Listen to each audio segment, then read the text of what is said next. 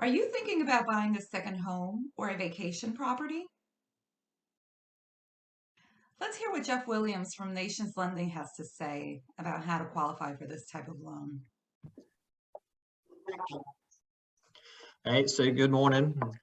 We Hey. were just, yeah, we were discussing, second homes and the changes that are coming about. And so historically, second homes have been priced, for people buying them, whether it's a beach home, vacate, lake, mountain house, whatever, they're priced the same as just buying your personal house to live in. But the only difference is they always required a 10% down payment at a minimum, as opposed to on a primary house, you could do maybe 3.5% down, and sometimes zero on some programs. So they've announced major changes that officially takes effect April 1st. There's a lot of price bumps going into the second home market now, and unfortunately, yeah, because I love the second home market. They're going to be priced pretty similarly to an investment property now.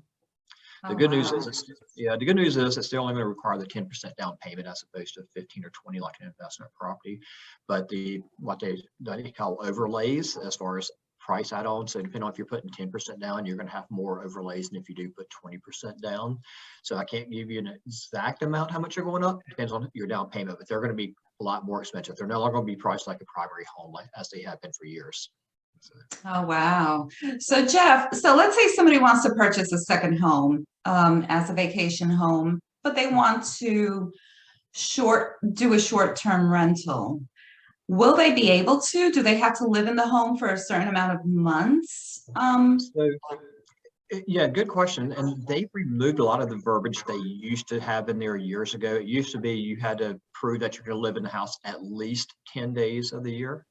Now they've moved it. You've got to have a reasonable time in the house. So basically, the simple answer I'd give you is you cannot have a 12-month lease agreement. If you have a 12-month lease agreement, you have no access to your house to go stay in it. So you've got to be able to use that house when you want. So if you want to rent it out for a day, a week, or a month, you can certainly do that and still call it a second home. But as soon as you go to that 12-month rental agreement, guess what? It's a rental house. Right. Great, great. Well, that's good to know, guys, because I know a lot of people are investing now with the interest rate so low. Absolutely. So even if it does go up, it's not like going to be drastic. I mean, we're not looking at anything over maybe a 6 or a 7. Yeah, well, I mean, I don't think we're going to be that high. I mean, of course, the way the rates are going up, in fact, the bond market's down 36 basis points as we speak today, which is not good for rates. But, we're probably going to be a 3/8 to a 0.5% higher than a primary home going forward, where they have been priced the same. So it's a big difference, but it's not end of the world. Right, it's not huge. Okay, oh my goodness, I remember when they used to have 17 and 18% back in the 80s.